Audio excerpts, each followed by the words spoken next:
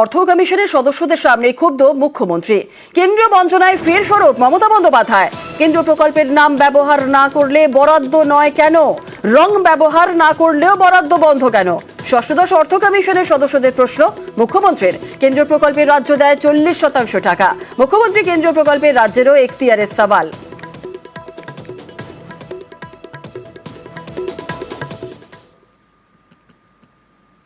সংসদে কেন্দ্রের বিরুদ্ধে বঞ্চনার অভিযোগে সরব তৃণমূল। গতকাল লোকসভার অধিবেশনে আবাস ও 100 দিনের কাজের টাকা বন্ধের অভিযোগ তোলেন কল্যাণ বন্দ্যোপাধ্যায়। ভুল তথ্য দেওয়ারও অভিযোগ তোলা হয়। পাল্টা জবাব কেন্দ্রীয় গ্রামোন্নয়ন মন্ত্রী Shivraj Singh চৌহানের। At the last paragraph it has been said there is no pending liability for the wages component under Mahatma Gandhi NREGS for the financial year 2023-2024. 2022-23 and 2022-23-24. No, not a single amount has come from the central government so far West Bengal is concerned. Last 1 year we are hearing this, some illegalities, some irregularities are there, and we are saying if there is illegalities and irregularities, you detect, you arrest, you don't do it. How can you discriminate state of West Bengal peoples? Does it not violate Article 14 of the Constitution? Next, sir, in this it has been said that an empowered committee under the chairpersonship of the secretary decides the projected labor budget in consultation with the state government. Why the West Bengal government has been left out? Why there is no consultation?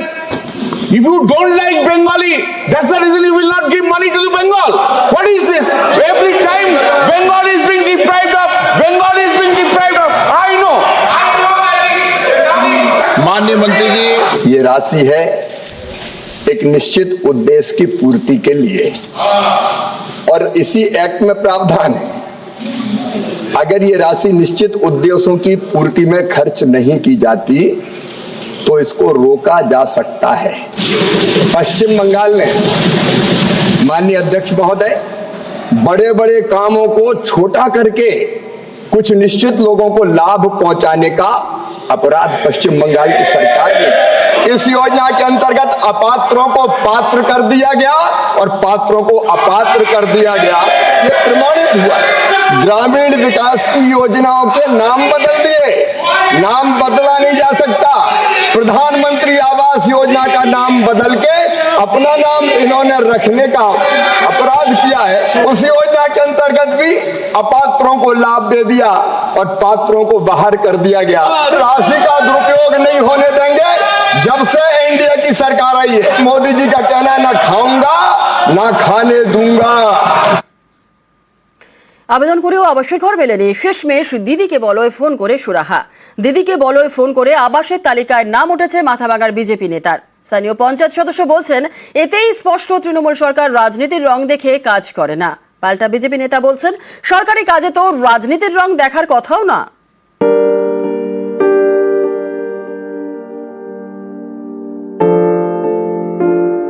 Tin দিয়ে কোনো রকমে ঘেরা ত্রিপলের ছাউনি, এই ভাঙাচোরা ঘরে থাকেন মাথাভাঙার BJP নেতা সুরেন্দ্র বর্মন। তার দাবি আবাসে আবেদন করে ঘর মেলেনি। শেষমেশ দিদিকে বলয়ে ফোন করেন, তাতেই কাজ। নাম উঠেছে আবাসের তালিকায়। মঙ্গলবার তার বাড়িতে যায় সার্ভে টিমও।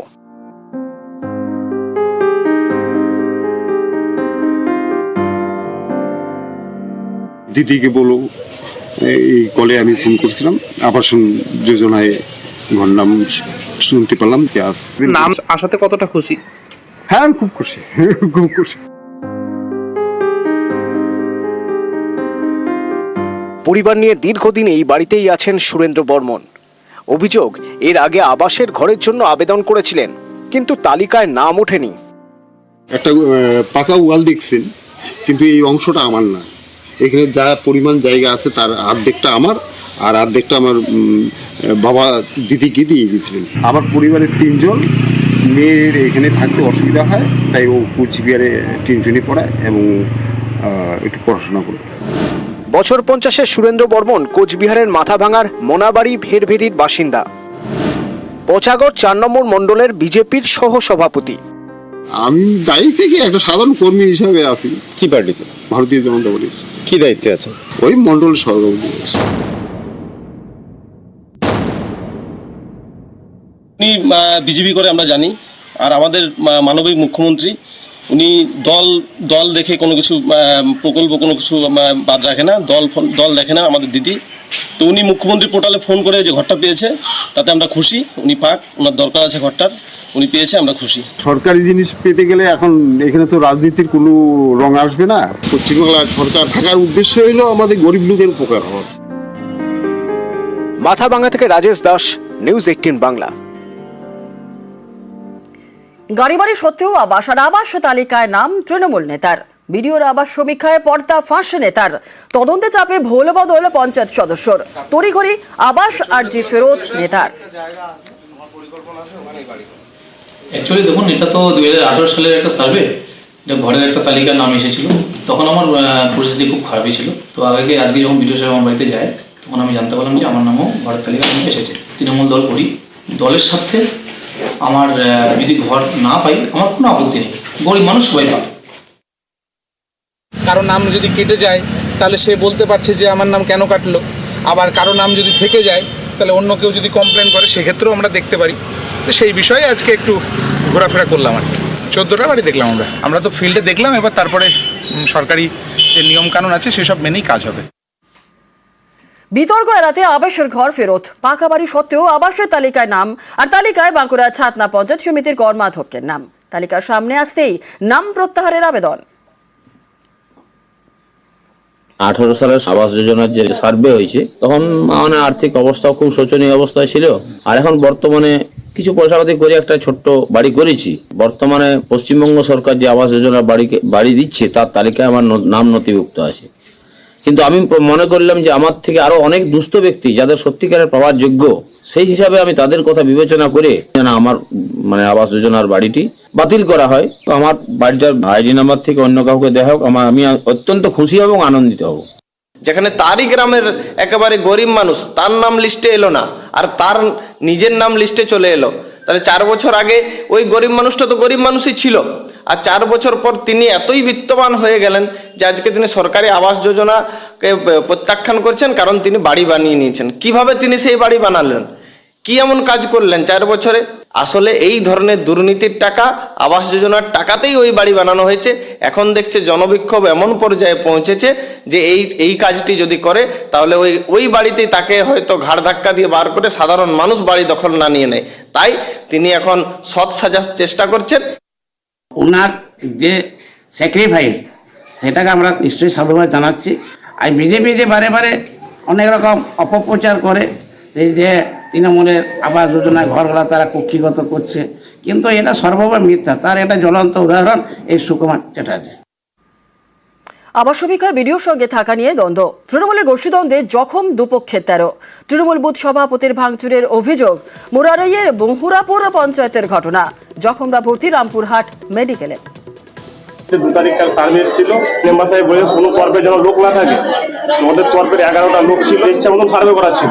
আমরাই এমনি প্রতিবাদ করতে, ওদেরকে কোনো কথা বলতে যাইনি। আমরা কোনো গেছিলাম বলতে ভিডিও সার্ভে। সরকারি রকমের সার্ভে করতে গেলে আপনাকে পুরোটাই 100 সার্ভে করতে হবে। কোনো বাড়ি একটা বাড়ি ধরবেন, একটা বাড়ি সার্ভে দিতে আপনি পারেন না, সেটা তো আপনি অন্যায় করছেন। সেটা বলাতে কারা মারলো এমডি বাসার শেখ, যারা মানে সভাপতি তারা আমাদের উপরে আক্রমণ করেছে। আপনারা কার লোক? আমরাও টিএমসি। আপনাদের কজন আহত? আমাদের 9 জন। বিডিও সাহেব ইনকোয়ারি কমপ্লিট করেছে, যেটা মনে হয়েছে দিয়েছে। আমাদের সেখানে কিছু মানে বলার এবং করার কিছু নাই, শুধুমাত্র সঙ্গে একটু বেরালাম। লাস্ট ম্যানের যার ইনকোয়ারি কমপ্লিট হলো, সেই সময় আমাদের গ্রামের মেম্বার নেই হীরা বিবি, তার ছেলে উজ্জ্বল শেখ এবং তার দলবল তাদের বাড়িতে লাঠি, বাঁশ, রড ভরা ছিল। অতর্কিত আমাদেরকে এসে হামলা করে। আমাদের ইনজুরি অনেকে হয়েছিল। 4 জন এখন রামপুরহাট মেডিকেল কলেজে আছে, 2 জন আশঙ্কাজনক। টলিপাড়ায় ফের অচলাবস্থা। নতুন করে দ্বন্দ্ব ফেডারেশন পরিচালকদের। কমিটি গঠন না হওয়ায় ফের অসন্তোষ। টলিপাড়া জট কাটাতে কমিটি গড়ার নির্দেশ দেন মুখ্যমন্ত্রী। 3 মাসেও কমিটি না হওয়ায় সরব পরিচালক সংগঠন। ফেডারেশনের বিরুদ্ধে সরব পরিচালক সংগঠন। ফেডারেশন তার এখতিয়ার বহির্ভূত কোথায় কোথায় কাজ করছে এবং কিভাবে একটি মনোপলি তৈরি করার চেষ্টা করছে, সেইটার ভিত্তিতে আমরা মাননীয় কম্পিটিশন কমিশনার অফ ইন্ডিয়ার কাছে একটি আর্জি দায়ের করেছি, যেটাকে একটা কেস দায়ের করাও বলা যেতে পারে। ফেডারেশনের সঙ্গে বসতে কথা বলতে আমাদের কোনো সমস্যা ছিল না, আমরা তো মুখিয়েই ছিলাম, বারবার করে আমরা ইমেলও পাঠিয়েছি এই যারা কমিটি মেম্বার ছিলেন তাদের প্রত্যেককে, আমরা কারোর কাছ থেকে কোনো সদুত্তর পাইনি। আমরা 3 মাসের বদলে প্রায় 4 মাস অব্দি অপেক্ষা করেছি, কিন্তু দেখেছি যে কমিটিটি তৈরি হয়নি। তো সেই কারণে আমরা সিসিআই এবং পরবর্তীতে আরো অন্যান্য আদালতের দ্বারস্থ হব। 104 বছরে জেল মুক্তি, সুপ্রিম কোর্টের নির্দেশে জামিন শতায়ু বোনদের। ভাইকে খুনের দায়ে গ্রেফতার রসিক মণ্ডল।